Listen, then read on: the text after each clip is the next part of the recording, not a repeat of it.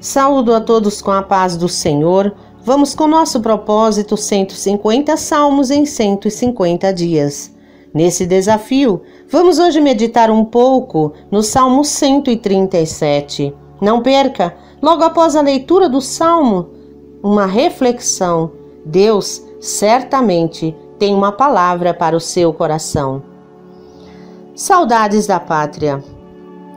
Às margens dos rios da Babilônia, nós nos assentávamos e chorávamos, lembrando-nos de Sião. Nos salgueiros que lá havia, pendurávamos as nossas harpas, pois aqueles que nos levaram cativos nos pediam canções, e os nossos opressores, que fôssemos alegres, dizendo: entoai-nos algum dos cânticos de Sião. Como, porém, haveríamos de entoar o canto do Senhor em terra estranha? Se eu de ti me esquecer, ó Jerusalém, que se resseque a minha mão direita, apegue-se-me a língua ao paladar. Se me não lembrar de ti, se não preferir eu, Jerusalém, a minha maior alegria. Contra os filhos de Edom, lembra-te, Senhor, do dia de Jerusalém, pois diziam: arrasai, arrasai-a até os fundamentos, filha da Babilônia, que hás de ser destruída. Feliz aquele que te der o pago do mal que nos fizestes. Feliz aquele que pegar teus filhos e esmagá-los contra a pedra. Um salmo imprecatório. Eu acho que é esta palavra. É aquele salmo onde o salmista, atribulado, sofrendo com a lembrança do passado, com a lembrança do mal que lhe fizeram. E pior, uma lembrança coletiva, uma tristeza coletiva e, enfim, rogando pragas, sentimento de vingança. Nós devemos entender que nesse momento era após o cativeiro, porque eles estavam cativos, foram cativos para a Babilônia, escravizados. Mas aqui diz que eles estavam às margens dos rios da Babilônia. Nós nos assentávamos e chorávamos, lembrando-nos de Sião. Significa que era passado, já tinha passado, eles já tinham sido libertados, né? No ano do rei Ciro, o profeta e tal. Eu nem sei se foi o rei Ciro, gente, mas eu sei que um rei foi levantado que não era nem do povo judeu, mas Deus levantou para que ele entendesse. Foi mostrada a ele a escritura onde profetizava que um rei seria levantado para libertar o povo da escravidão.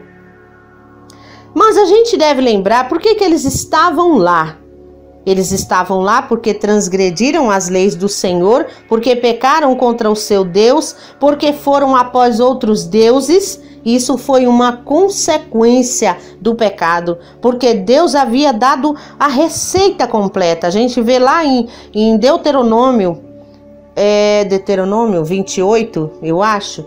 Mas lá no comecinho da Bíblia sempre tem dizendo: se tu fores fiel, ouvides a minha palavra, der ouvido à minha voz, né? Bendito serás, e assim vão as promessas de bênçãos.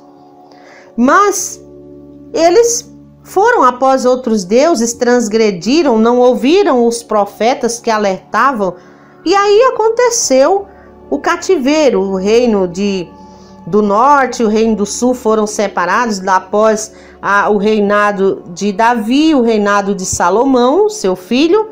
Foi um reino de paz, mas teve lá aqueles desvios, as transgressões, e acabou que os seus descendentes, os seus filhos, dividiram os reinos e incitaram o povo a adorar outros deuses. Assim veio a Babilônia, né, e levou eles cativos. Então era uma consequência do pecado.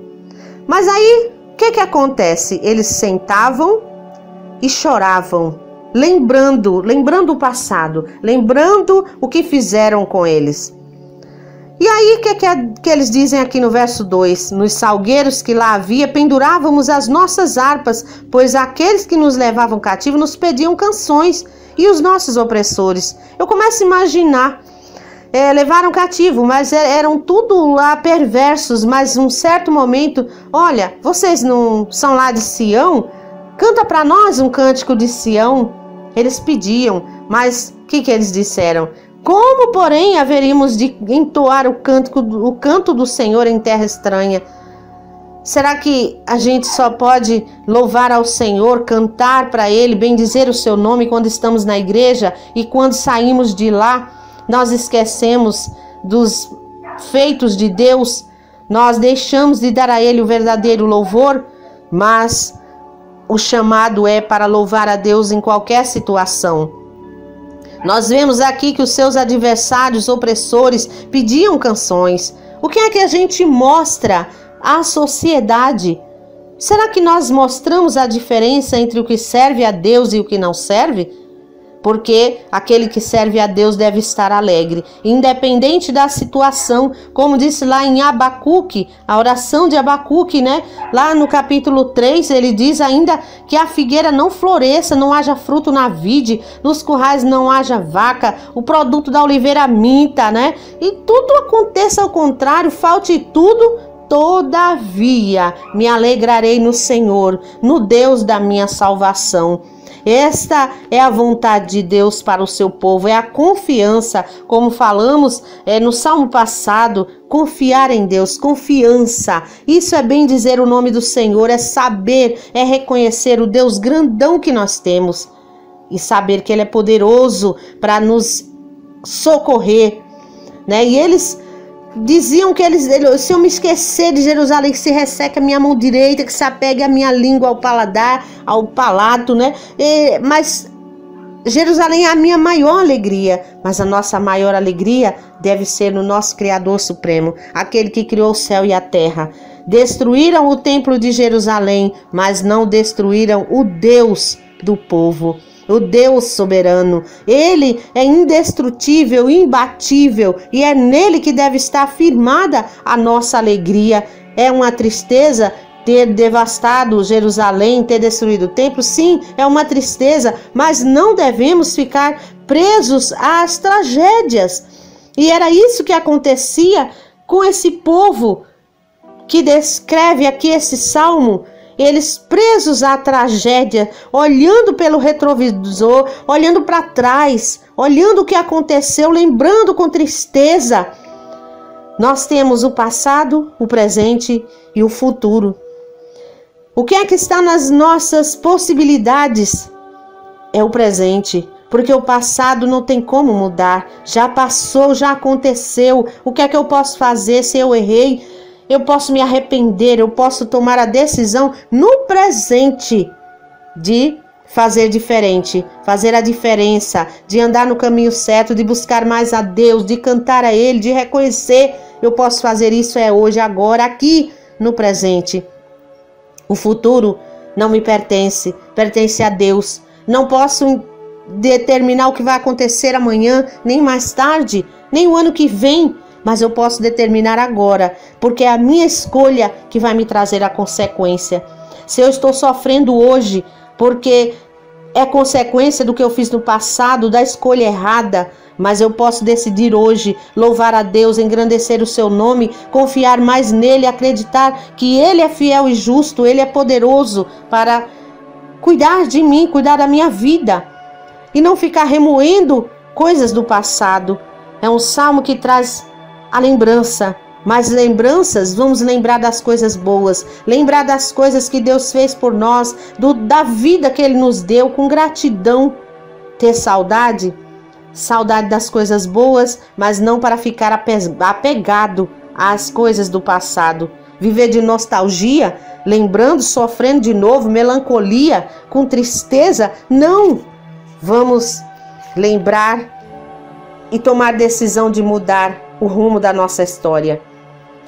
O primeiro passo é perdão. Precisamos perdoar, eliminar o sentimento de vingança, porque aqui no verso 7, ele diz: contra os filhos de Edom, lembra-te, Senhor. Ele está pedindo vingança ao Senhor do dia de Jerusalém, pois diziam: arrasai-a, arrasai-a até os fundamentos. O que é que acontecia? No dia da destruição, no dia que foram levados cativos, pelas brechas do muro, alguns judeus fugiam pelas brechas, mas eles olhavam e diziam, gritavam: arrasaia, arrasaia, e eles matavam aqueles que tentavam fugir para não ir cativos.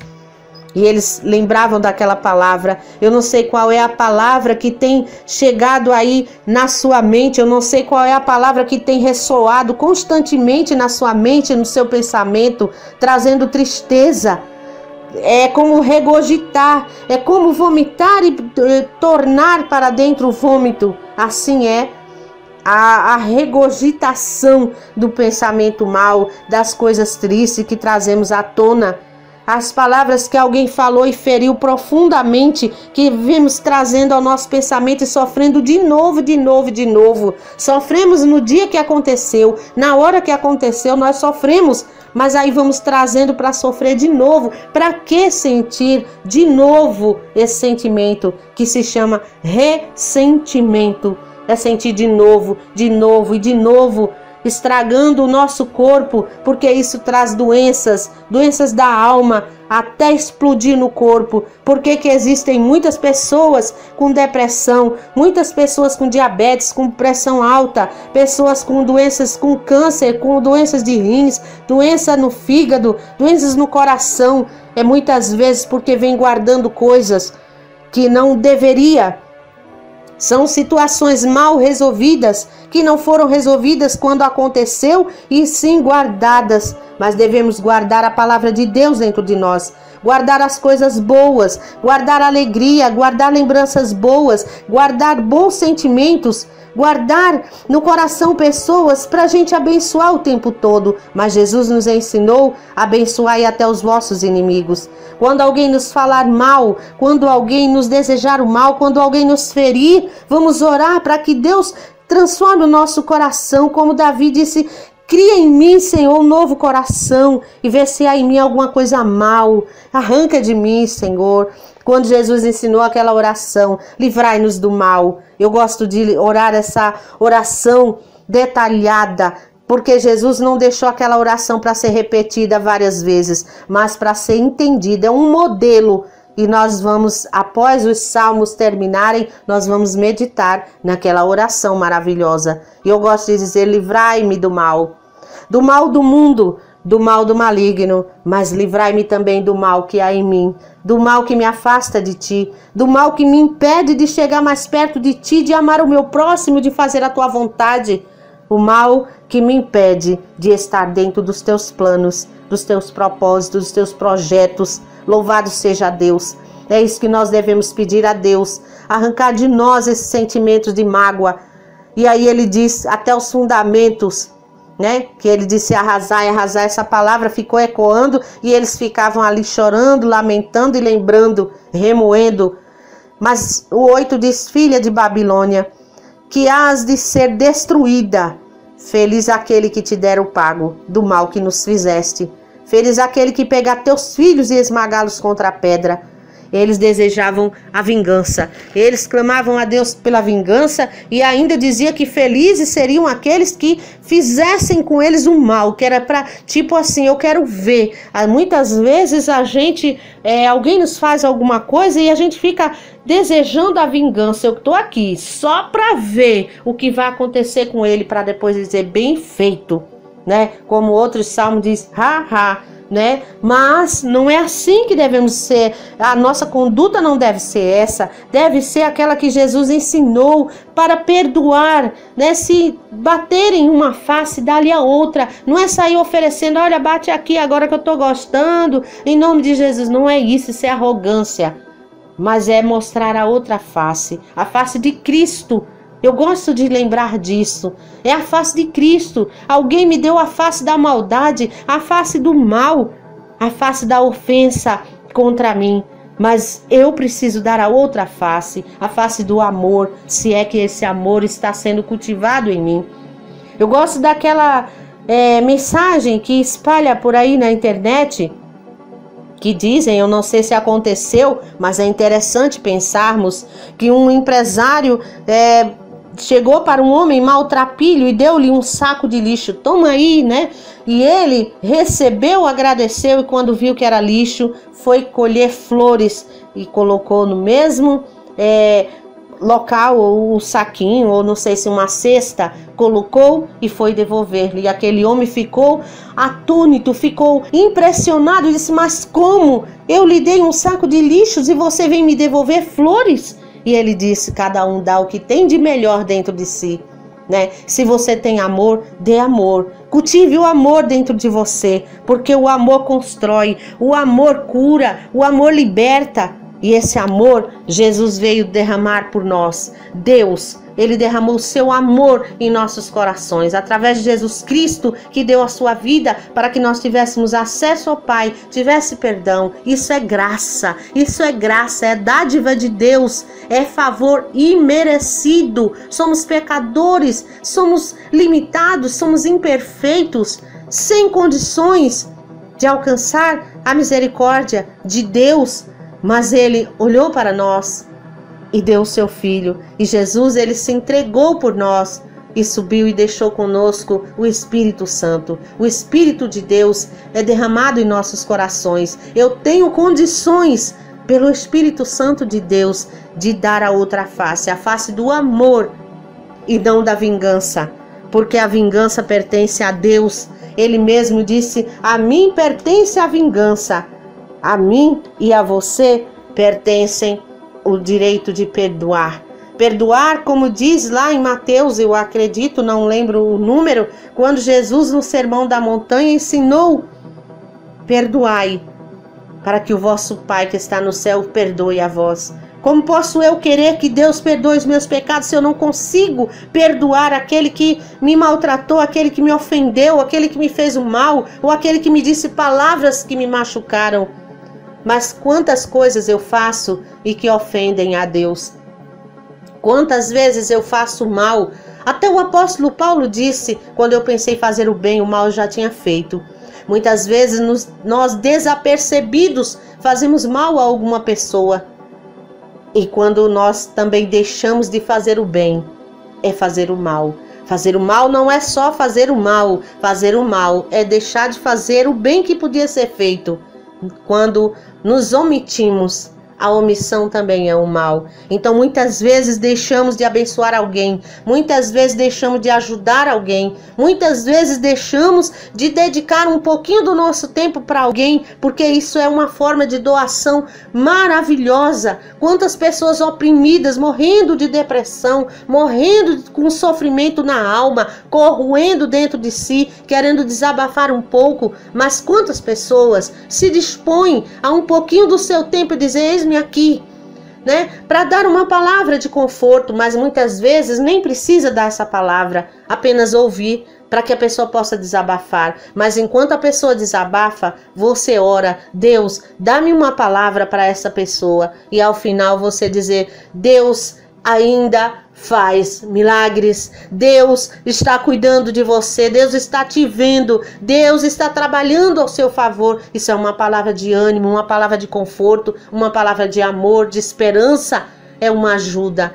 Então nós precisamos rever a nossa postura. Em que situação estamos nesse momento onde esse salmo chama a nossa atenção?